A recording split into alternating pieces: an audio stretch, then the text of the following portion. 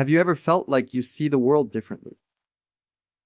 Like you notice things others overlook, feel truths others avoid, or question ideas everyone else accepts without a second thought? It sounds like a gift, doesn't it? The ability to see what others can't. But as Alan Watts once suggested, this gift comes with a hidden danger, one that few ever talk about. When you begin to see beyond illusions, beyond social conditioning, beyond fear, beyond the noise of the crowd, you realize how asleep most people really are. You see how much a society runs on autopilot, chasing success without knowing what success truly means, competing without understanding what they're competing for. And when you wake up from that dream, you can't go back to sleep. That's where the danger lies. Because awakening often brings loneliness. It separates you from the familiar world, from conversations that once made sense, from people who no longer understand your silence. You begin to carry insights too heavy for ordinary talk, and suddenly, what used to be normal feels painfully shallow. Alan Watts said, "The more a thing tends to be permanent, the more it tends to be lifeless." And so, when you start seeing through the lifeless routines, the repetition, the false security, it can shake you. You start questioning everything: your goals, your beliefs, even your identity. That questioning is not comfortable, but that's exactly what growth looks like. The hidden danger, then, isn't the vision itself. It's what happens after you see. Because once your eyes are open, you can't unsee. You must learn to live in two worlds, the world of awareness and the world of illusion. And that requires balance, patience, and courage. So, if you see what others can't, don't run from it. Don't silence it to fit in. Instead, learn to stand steady in your vision. Use it not to judge others, but to understand them. Because once you too were asleep. Remember, enlightenment doesn't make you superior. It makes you responsible. It's not about escaping the world, it's about helping to heal it. And as Alan Watts taught, true wisdom is learning to dance with life. Not as a stranger, but as someone who finally sees the rhythm hidden beneath the noise. So embrace your vision. It might set you apart, but it will also set you free. Our awakening brings both clarity and isolation. When a person begins to awaken, to see life from a deeper, more conscious perspective, the world around them doesn't change immediately, but their perception of it does. Suddenly, the things that once seemed normal or unquestionable begin to appear strange, even meaningless. The endless race for status, the blind pursuit of material success, the constant need to impress others, all of it starts to lose its hold.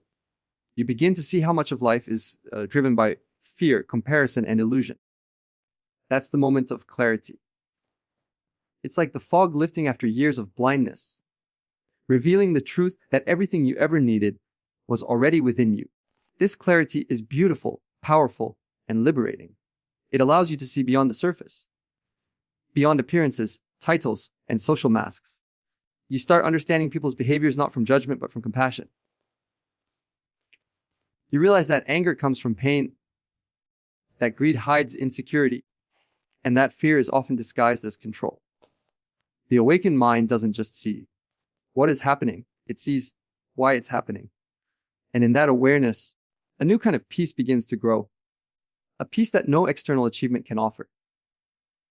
But here lies the paradox. The clearer your vision becomes, the lonelier the path can feel.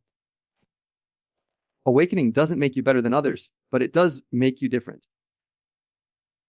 Conversations that once seemed exciting now feel empty. The gossip, the complaints, the small talk, they no longer feed your soul. You begin craving truth, depth, and authenticity. Yet the world around you keeps spinning in its familiar patterns. You find yourself standing in a crowd, yet feeling alone, because few can see what you now see.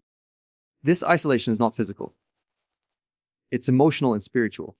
You might still be surrounded by people, but deep down, you know you've stepped onto a different frequency.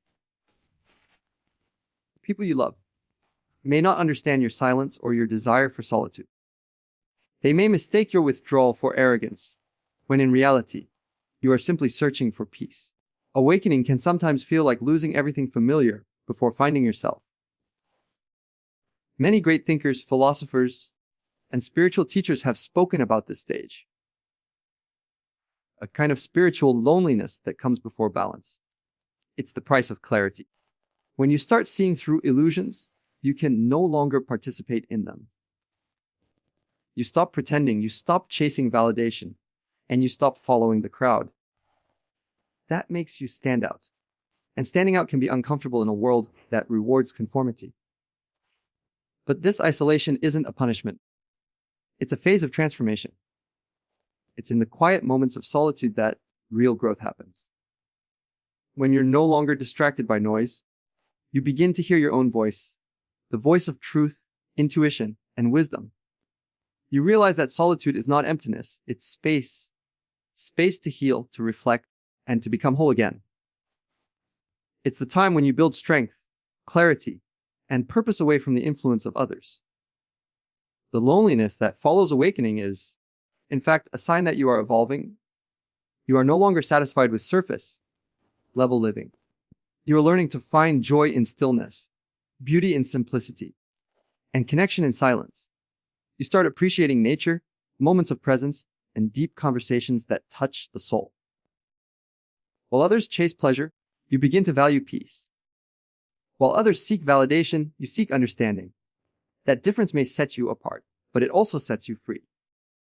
Eventually, clarity teaches you that isolation isn't truly separation. It's preparation. It's preparing you to live with awareness in a world that often chooses blindness. It's teaching you how to stand firm in your truth, even when others don't see it yet. You start realizing that awakening is not about leaving the world behind. It's about walking through it with open eyes and an open heart. It's learning to carry your clarity with compassion and to honor your solitude without letting it turn into loneliness.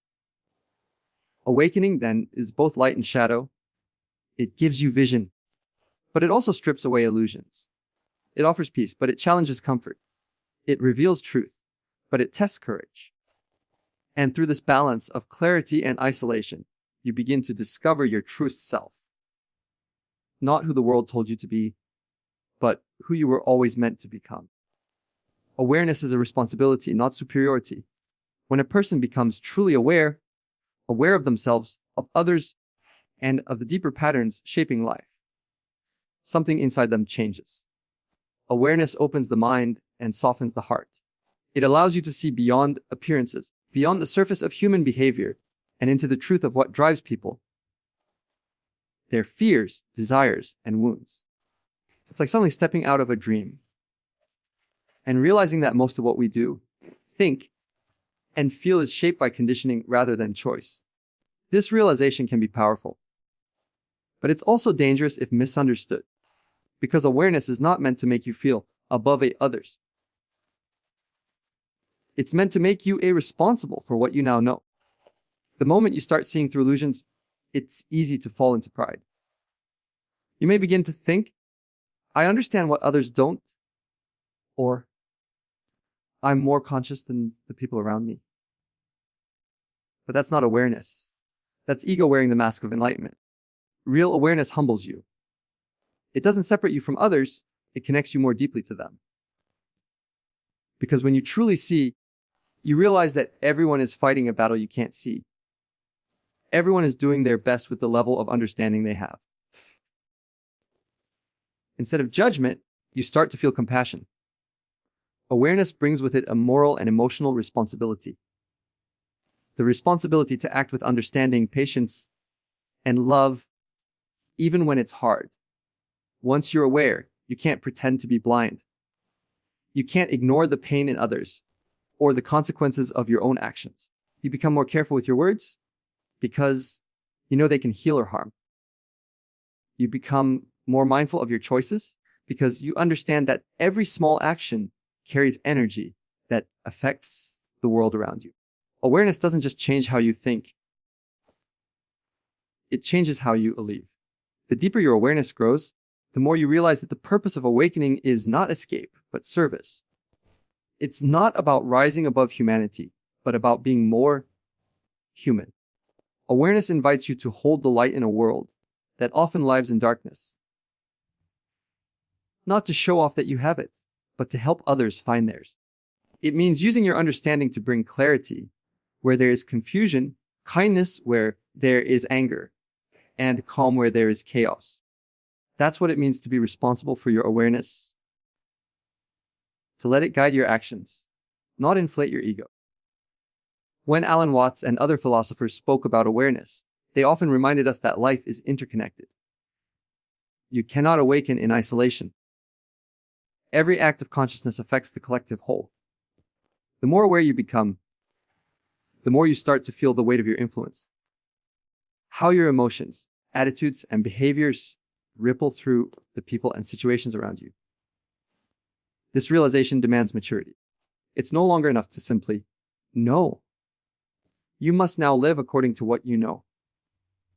Awareness also requires humility, because the more you understand life, the more you realize how little you truly control. You see that wisdom doesn't come from having all the answers, but from accepting uncertainty with grace. The aware person no longer fights the flow of life. They learn to move with it. They don't impose their will on others. They inspire by example. They don't preach awareness. They embody it quietly in their actions, their kindness, and their peace. But this path is not always easy. Being aware means you will often feel more empathy, more sensitivity, more responsibility. You'll notice things that others ignore, and that can sometimes be painful. You'll see how much suffering comes from ignorance, and you'll wish you could fix it all. But awareness also teaches patience. The understanding that every soul awakens in its own time. You can't force anyone to see. You can only be a light that helps them notice what was always there. So, awareness is not a crown to wear. It's a weight to carry with grace. It asks you to act with wisdom when it would be easier to react with emotion. It calls you to forgive when your ego wants revenge, and to stay calm when others lose control. It demands that you keep your heart open, even when the world gives you reasons to close it. That is the real test of awareness. Not how much you know, but how deeply you live that knowing. In the end, true awareness transforms you from a seeker into a servant. Someone who understands that enlightenment is not about standing above others, but standing with them. It's about using your clarity to bring kindness, your understanding to bring peace, and your consciousness to bring light wherever there is darkness.